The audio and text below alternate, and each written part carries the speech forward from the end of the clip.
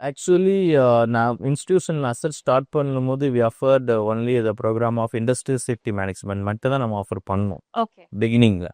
Later on only we ordered some other programs, logistics and shipping, land survey engineering, then aviation, airline airport management, then even though இப்போ இருக்கக்கூடிய artificial intelligence கூட we are planning to we planned already. Oh, okay. அதாவது job opportunities இப்போ இருக்கக்கூடிய துறைகள், வேலை வாய்ப்புகள் இருக்குன்னு ஒன்று.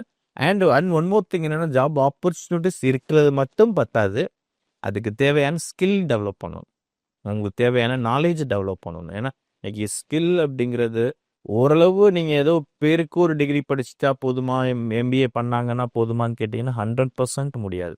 ஒரு 10th முடிச்சுட்டு 3 இயர் டிப்ளமா முடித்த ஸ்டூடெண்ட்ஸே வந்து இன்னைக்கு மோர் தென் லேக்ஸில் சேலரி வாங்கிட்டு இருக்காங்க.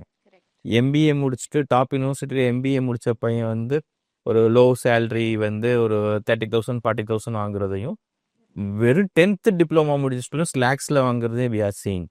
அப்போ இந்த குவாலிஃபிகேஷன் ஒரு சைடு இருந்தாலும் the company is what they are requiring, அவங்களோட ரெக்குவயர்மெண்ட் என்ன அப்படிங்கிறது ஒரு பார்ட் இருக்குது.